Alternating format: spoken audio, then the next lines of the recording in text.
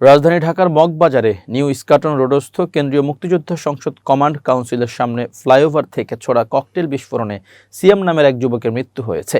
এ ঘটনায় তীব্র নিন্দা ও প্রতিবাদ জানিয়েছেন বাংলাদেশ জামাত ইসলামীর আমির ডাক্তার শফিকুর রহমান। বুধবার 24 ডিসেম্বর রাতে নিজের ভেরিফাইড ফেসবুক পেজে দেওয়া এক পোস্টে এই ঘটনা নিয়ে তীব্র প্রতিক্রিয়া জানান তিনি।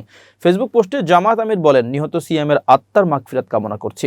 আল্লাহ তাআলা তাকে ক্ষমা করুন, তার উপর রহম করুন এবং তার শোক সন্তপ্ত পরিবারকে উত্তম ধৈর্য ধারণের তৌফিক দান করুন। তিনি বলেন, শহীদ শরীফ ওসমান বিন হাদির খুনিদের গ্রেপ্তার করতে না পারার খেসারত দিতে হলো নিরীহ সিয়ামকে। একটি দুষ্ট চক্র দেশকে অস্থিতিশীল করতে চোরাগুপ্তা হামলা চালাচ্ছে। প্রশাসনকে তার দায়িত্ব নিষ্ঠার সঙ্গে পালন করতে হবে এবং জনগণকেও প্রতিরোধ গড়ে তুলতে হবে।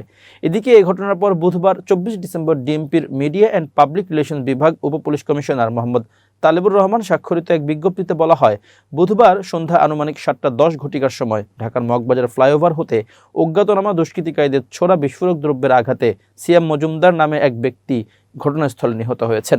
এটি নিষিদ্ধ আওয়ামী লীগের পরিকল্পিত ধারাবাহিক ককটেল সন্ত্রাসেরই অংশ, যার উদ্দেশ্য জনমনে ভীতি ও আতঙ্ক ছড়ানো।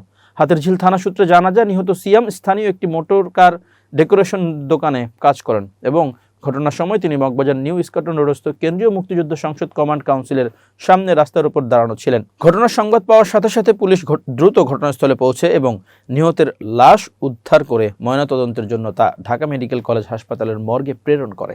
দুষ্কৃতিকারীদের শনাক্ত করে আইনের আওতায় নিয়ে আসার জন্য পুলিশ তৎপর রয়েছে। ইতোমধ্যে ঢাকা মহানগরীতে চলমান চেকপোস্ট ও টহল কার্যক্রম জোরদার করা হয়েছে।